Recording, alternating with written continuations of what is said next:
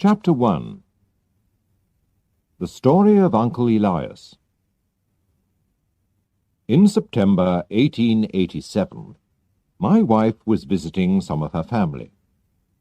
So I was staying with my old friend, Sherlock Holmes, in Baker Street. It was a windy, stormy evening, and the rain was falling heavily outside. Suddenly, there was a knock at the door. I looked at my friend in surprise. "Who can this be?" I asked. "If he comes on business in this weather, it's important," said Sherlock Holmes. "Come in," he called. A young man came in. He looked wet, tired, and worried. "I've come to ask for help," he said. "I've heard of you, Mr. Holmes. People say you know everything. I don't know what to do." "Well, sit down," said Holmes, "and tell me about yourself." The young man sat down and put his wet feet near the fire. "My name is John Openshaw. My father, Joseph, had a brother, my uncle Elias, who went to live in America when he was young. He made a lot of money there. He didn't like the black Americans, so during the Civil War he fought against the men from the North and with those from the South. But when the South lost the war, and there was equality for black people, Uncle Elias left America. So in 1869 he came back to England and went to live in a large house in the country. He was a strange, unhappy man. He did not want any friends," John Openshaw went on, "and he often drank a lot.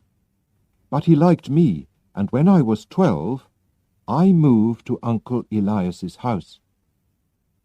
He was very kind to me. I could go anywhere in the house.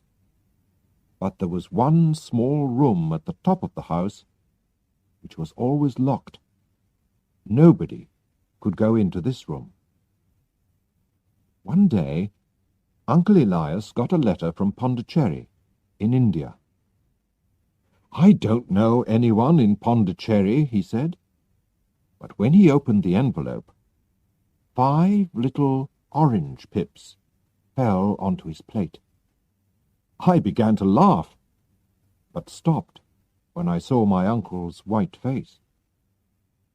"K, K, K!" he cried. "Oh, my God! My God, they've found me!" "What do you mean, Uncle?" I asked. "Death!" he cried, and ran upstairs.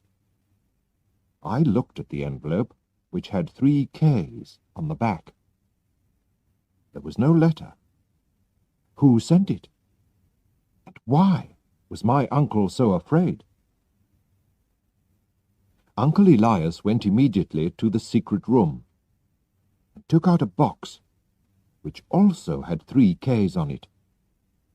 He burnt all the papers in the box and said to me, "John, I know that I'm going to die soon. My brother, your father, will have all my money and my house after my death. And you will have it all when he dies. I hope you can enjoy it, but if not, give it to your worst enemy. I'm afraid that my money brings death with it." I didn't understand what he meant, and nothing happened for a few weeks, so I did not feel so worried. Uncle was very afraid. He stayed in his room most of the time, and drank more than before. He always locked all the doors carefully. Then one night he drank very heavily, and ran wildly out of the house. And in the morning we found him dead in a river. The police said he killed himself, but I knew he was afraid to die. so I didn't think that was true." Holmes stopped the young man for a minute. "Tell me," he said, "when did your uncle get the letter from India? And when did he die?" "The letter arrived on the 10th of March, 1883, and he died 7 weeks later," answered John Openshaw. "Thank you. Please go on," said Holmes. "After my uncle's death, my father moved into the house. Of course, I asked him to look carefully at the locked room, but we didn't find anything important." Chapter 2. More Pips. "Everything went well until a year later," said John Openshaw. "But one morning my father opened a letter to find 5 orange pips inside it." "What does this mean, John?" he asked. His face was white. "Look," I said. "There's KKK on the envelope. Those letters were on Uncle Elias's envelope too." We were both shaking and afraid. "Yes, and this time it says, 'Put the papers in the garden.'" "Which papers?" "The papers in Uncle Elias's box. He burnt them," I said. "And where does this letter come from?" my father said. He looked at the envelope. "Dundee, Scotland." "Well, I don't know anything about pips or papers. I'm not going to do anything." "Father, you must tell the police," I said. I remembered my uncle's letter from India. I was very worried. "No, they'll laugh at me. Let's just forget about it," he replied. 3 days later, my poor father went to visit an old friend who lived some miles away. But he never came back. The police said that he was walking home in the dark when he fell down a hill. He was badly hurt, and he died soon after. They decided it was an accident, but I didn't agree. I thought it was murder. And I could not forget the 5 orange pips and the strange letters to my uncle and my father. But I've tried to forget, and I've lived alone in that house for nearly 3 years now. And yesterday, I got this." The young man showed us an envelope with KKK on the back and 5 small orange pips. "You see," he said, "it comes from East London, and it says, 'Put the papers in the garden.' Those are the words that were in the letter to my father."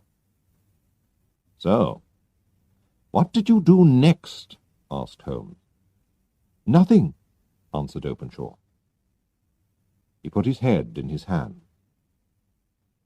"I don't know what to do. I'm afraid." "Nothing?" cried Holmes. "Young man, you must do something fast. You're in danger." "Well, I've talked to the police," said Openshaw unhappily. "But they laughed at me. They think that there's nothing to worry about." "How stupid they are!" cried Holmes. "And why didn't you come to me immediately? Your enemies have had almost 2 days to make a plan. Haven't you found anything which will help us?" "Well, I found this in the locked room," said John Openshaw. He showed us a small, half-burnt piece of paper. "It was with my uncle's papers. It's his writing. Look, it says, 'March the 7th, 1869, sent the pips to 3 people, Brown, Robinson, and Williams. March the 9th, Brown left. March the 10th, Williams left. March the 12th, visited Robinson and finished business with him. "Thank you," said Sherlock Holmes. "And now you must hurry home. Put this paper into your uncle's box. Put in a letter which says that your uncle burnt all the other papers. And put the box outside in the garden. I hope your enemies will be happy with that. And then you won't be in danger any more. How are you going home?" "By train, from Waterloo Station," replied Openshaw. "There'll be a lot of people in the streets, so I think that you'll be all right. But be careful." "Thank you, Mr. Holmes," said Openshaw. "I'll do everything you say." He went out into the dark night, the wind, and the rain. Chapter 3. K. Sherlock Holmes sat silently and watched the fire. Then he said to me, "John Openshaw is in real danger. Why did his uncle Elias have to leave America?" "Because he had enemies. When he came back to England, he was afraid. That's why he lived a lonely life and locked all his doors so carefully. Now, where did those letters come from? Did you see?" "The first from Pondicherry in India, the second from Dundee in Scotland, and the third from East London," I answered. "Does that tell you anything?" asked Holmes. "They're all seaports. The writer was on a ship when he wrote the letters," I replied. I was pleased with my answer. "Very good, Watson," said Holmes. "Somebody sent some pips from India and arrived 7 weeks later to kill Uncle Elias. Then he sent some pips from Scotland and arrived 3 days later to kill John's father. You see why I'm worried now? He has sent pips to John from London. John's enemy is in London already." "Good God, Holmes," I cried. "Who is this man?" "More than one man, I think. They belong to the Ku Klux Klan. That explains the KKK. Haven't you ever heard of it? It's a very secret group. In 1869, Uncle Elias, who belonged to this secret group, suddenly left America with all their papers. And so, the group could not go on. Of course, the group wanted to get the papers back. You remember the half-burnt paper? That was Uncle Elias's American diary. While he was working for the KKK, he sent the pips to frighten those 3 men. 2 left the country, but 1 didn't. So, the KKK finished business with him. Or killed him. The KKK always worked like that." "Well, I hope they won't kill young Openshaw," I said. Chapter 4. The Last Deaths. But they did. The next morning we read in the newspaper that John Openshaw was dead. A policeman found him in the river near Waterloo Station. The police said it was an accident, but Holmes was very angry about it. "He came to me for help, and those men murdered him. I'm going to find them if it's the last thing I do," he said to me, and he hurried out of the house. In the evening, when he came back to Baker Street, he was tired, but pleased. "Watson," he said, "I know the names of Openshaw's enemies, and now I'm going to send them a surprise. This will frighten them." He took 5 pips from an orange and put them in an envelope. On it he wrote, "S.H. for J.C.